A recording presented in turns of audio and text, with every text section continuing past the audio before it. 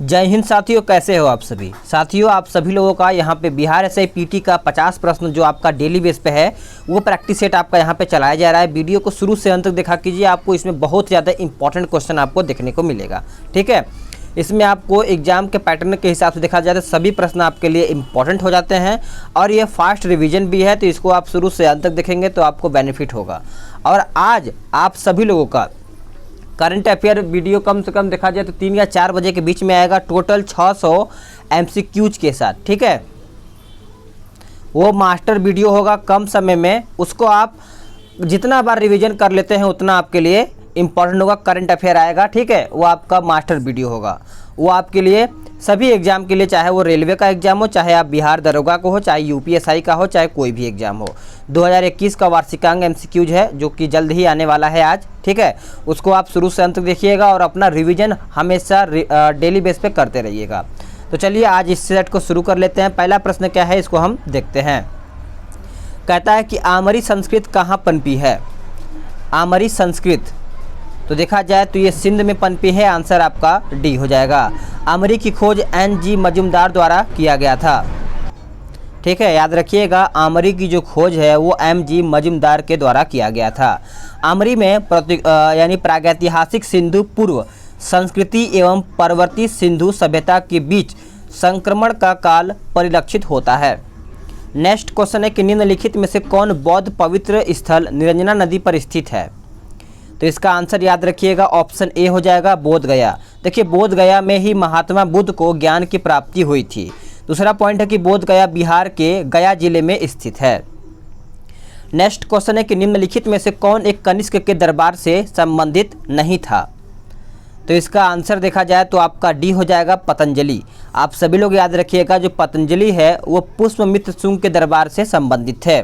पतंजलि के द्वारा योग सूत्र की रचना की गई है। कनिष्क कुषाण वंश का सबसे प्रसिद्ध शासक था, तो आप कनिष्क के बारे में भी आप याद रखिएगा।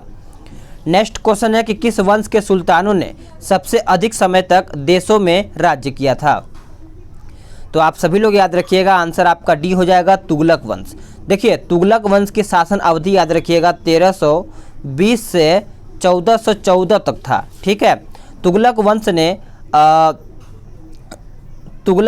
गुलाम वंश ने 1206 से 90 ईस्वी तक शासन किया था। तो गुलाम वंश भी आप याद रखिएगा।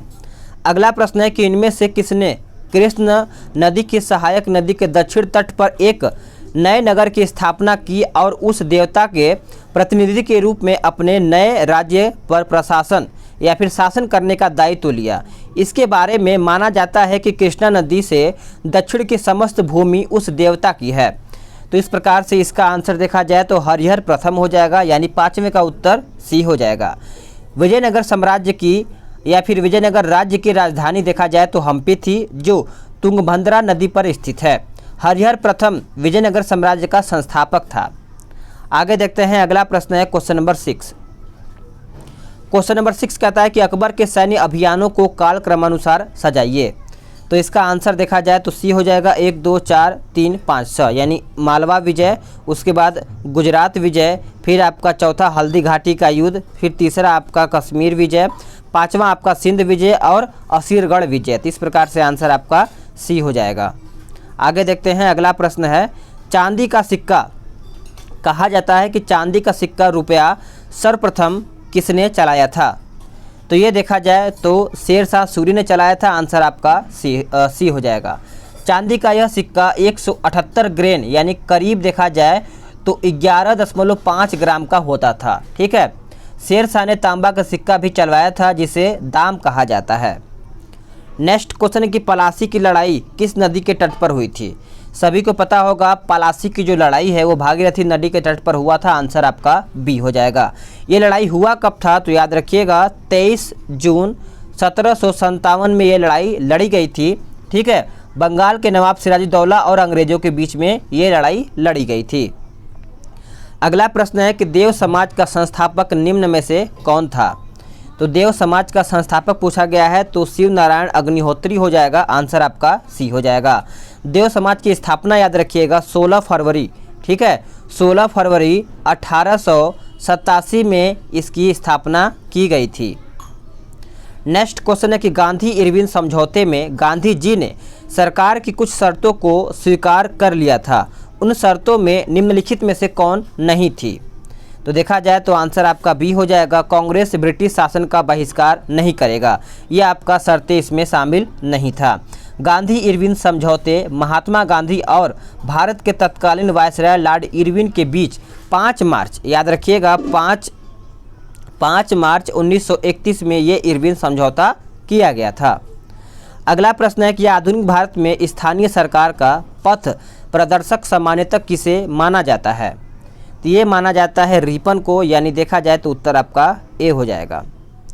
नेक्स्ट क्वेश्चन है कि मोहम्मद गौरी की भारत विजय तथा नव स्थापित तुर्की सल्तनत के इतिहास का प्रत्यक्ष विवरण किस ग्रंथ से मिलता है?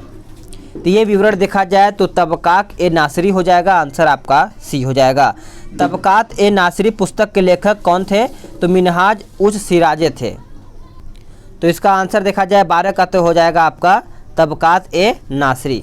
चलिए आगे देखते हैं अगला प्रश्न क्या कहता है। 13 नंबर कहता है कि निम्नलिखित में से किस वंश के राजा अपने मातृ नामों से लक्षित होते थे? तो आंसर आपका डी हो जाएगा सातवाहन। देखिए सातवाहन वंश के शासकों का नाम मातृ प्रधान था। सातवाहन शासकों ने मौर्य शासकों के आदर्श पर अपने प्रशासन का संगठन किया था। नेक्स्ट क्वेश्चन है, इसमें आपको देखिए सूची 1 और सूची 2 सुमेलित करके बताना है। तो चलिए देखते हैं। और शैलकृत रथ ये आपका किस में चला जाएगा? तो महाबलीपुरम में चला जाएगा। कैलाश मंदिर एलोरा आपका हो जाएगा। बृहदेश्वर मंदिर देखा जाए तो तंजावुर हो जाएगा। और जो आपका पार्वती मंदिर है ये आपका नचना कुठार हो जाएगा। तो इस प्रकार से आंसर आपका देखा जाए तो 14 का डी हो जाएगा। अगला प्रश्न है कि समतल दर्पण द्वारा बनी प्रतिबिंब पूछा गया है। तो इसका आंसर हो जाएगा ऑप्शन बी, आभासी होता है। देखिए समतल दर्पण द्वारा बना प्रतिबिंब सीधा तथा वस्तु के बराबर होता है। समतल दर्पण में प्रतिबिंब की स्थिति केवल वस्तु और दर्पण पर ही निर्भर करती है, न कि देखने वाले की स्थिति पर निर्भर करती है। चलिए आगे देखते हैं कि विद्युत बल्ब में निम्न दाब पर नाइट्रोजन या ऑर्गन गैस की कुछ मात्रा इसलिए भरी जाती है जिसमें या फिर जिससे देखा जाए तो तंतु का वाष्पन न हो पाए। ठीक है, नाइट्रोजन या ऑर्गन गैस बल्ब के अंदर अक्रिय वातावरण या फिर बनाए रखा जाता है। विद्युत बल्ब का आविष्कार किसने किया था? तो थॉमस अल्वा एडिसन ने किया था। आप इस पॉइंट को अच्छे से याद रखिएगा। नेक्स्ट क्वेश्चन है, किसी पिंड के वेग का समय ग्राफ सरल रेखा में आता है तथा मूल बिंदु से गुजरते हुए एक्स अक्ष को छूता है, पिंड गतिशील है। तो इस प्रकार से इसका आंसर देखा जाए तो आंसर आपका ए हो जाएगा, समान त्वरण। देखिए समान समय अंतराल में समान वेग परिवर्तन होता है। नेक्स्ट क्वेश्चन है क्वेश्चन नंबर 18 बताता है। चलिए बताइए। तो इसका आंसर देखा जाए 18 का तो आपका यहाँ पे डी हो जाएगा, 60/9। अगला है कि ऊंचाई पर उड़ते हुए विमान के केबिन के अंदर का दाब डैश होता है। तो देखा जाए तो करेक्ट आंसर आपका ऑप्शन सी हो जाएगा, बाहर की तुलना में अधिक होता है। देखिए विमान का वायु दाब वायुमंडलीय दबाव से अधिक रखा जाता है ताकि यात्रियों को असुविधा न हो पाए। अगला प्रश्न है क्वेश्चन नंबर 20 कहता है कि बाईफोकस लेंस का आविष्कार किसने किया था?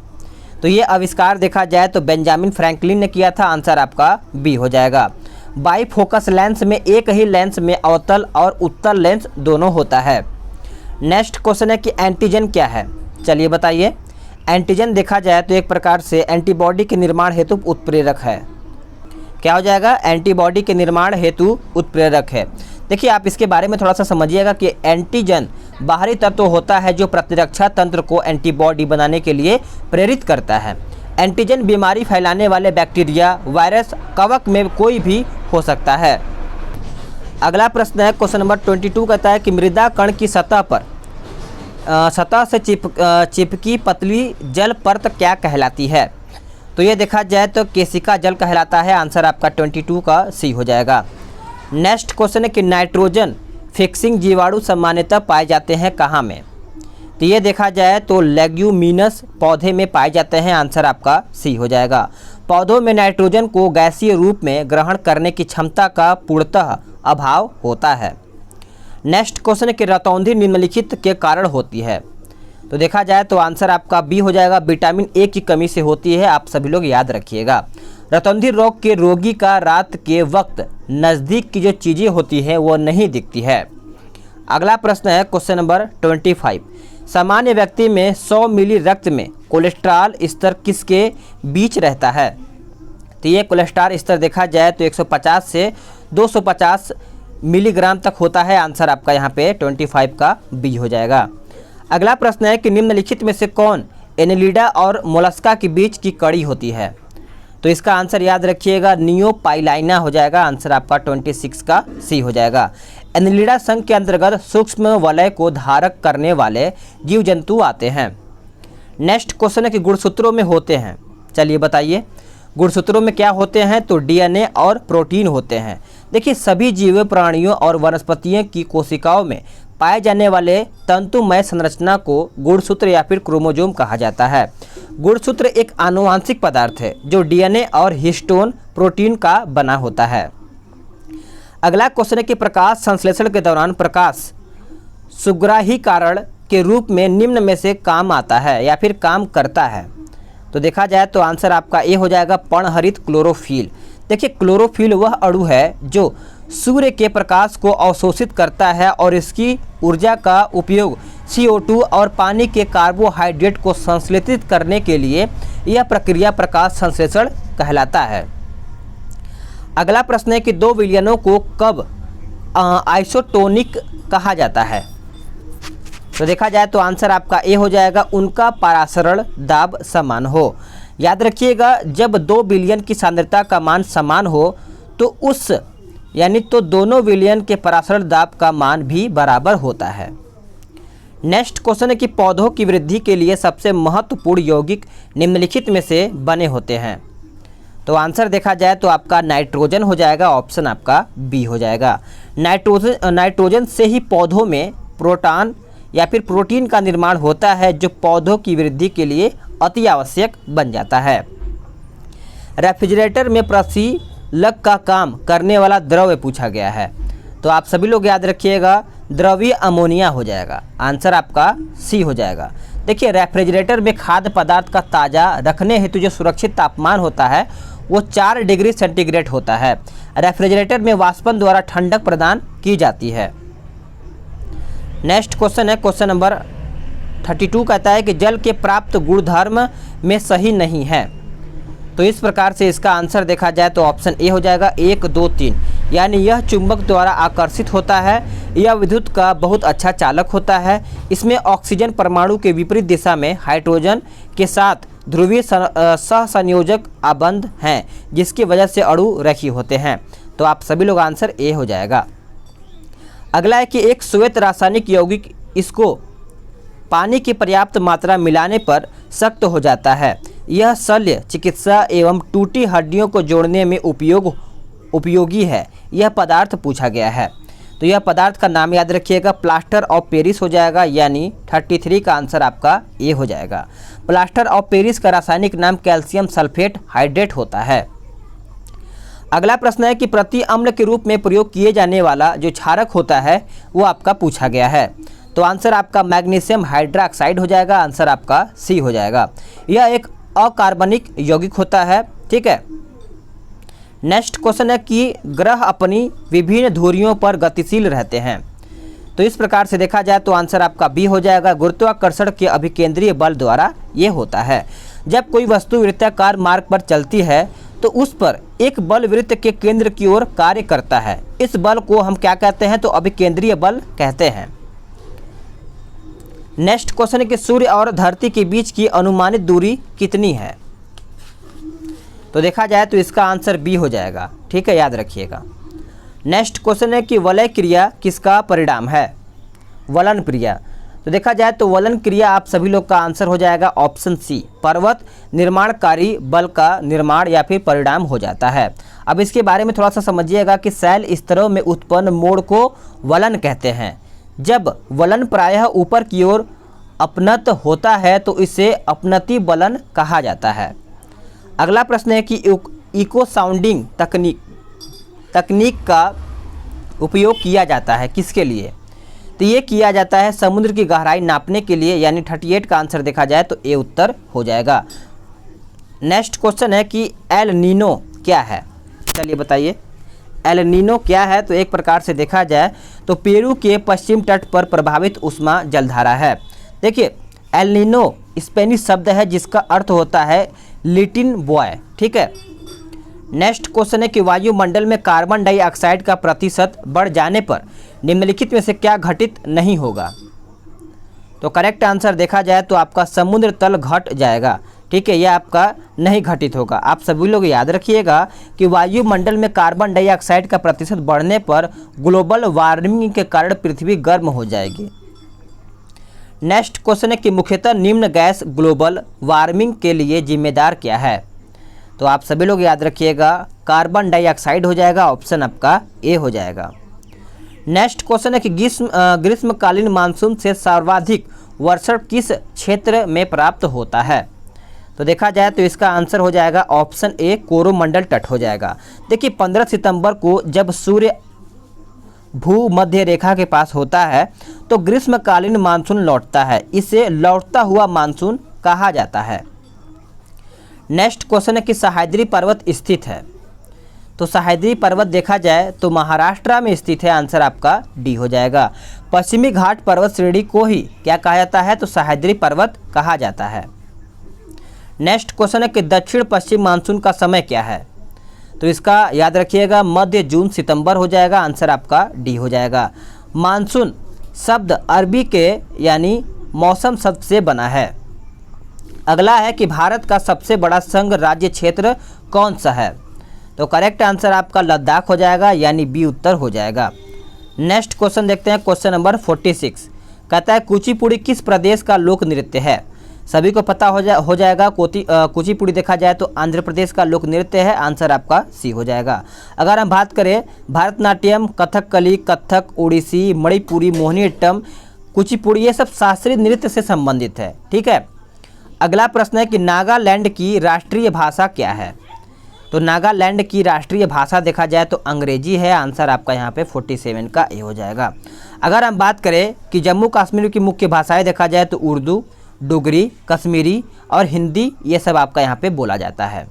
बिहू किस राज्य का लोक नृत्य है। तो आंसर आपका ए हो जाएगा असम का। अगला है कि अमावस्या के अवसर पर जब धरती से देखने पर सूर्य और चांद एक ही संयोजन में दिखे तो उस अमावस्या को क्या कहते हैं। तो उसको हम सूर्य ग्रहण कहते हैं, आंसर आपका 49 का ए हो जाएगा। सूर्य ग्रहण के दौरान चंद्रमा और पृथ्वी तीनों एक सीधे में होता है। नेक्स्ट क्वेश्चन है कि हमारे उपग्रह में मृदु जल की सर्वाधिक मात्रा है कहाँ में। तो ये देखा जाए तो भूमिगत जल में होता है, आंसर आपका यहाँ पे डी हो जाएगा। देखिए मृदु जल यानी मृदु जल 97.24% भूमिगत जल के रूप में पृथ्वी की निचली परतों में उपलब्ध होता है। तो फ्रेंड्स आप सभी लोगों का यहाँ पे मैंने 50 क्वेश्चन समाप्त कर दिया है। वीडियो को शुरू से अंत तक देखिएगा और अपना लाइक करिएगा, क्योंकि आपका एक लाइक बहुत ज़्यादा मोटिवेशन देता है, आपका सपोर्ट बना रहता है, ठीक है। आपका करंट अफेयर जल्द ही आएगा, उसको आप शुरू से अंत तक देखिएगा।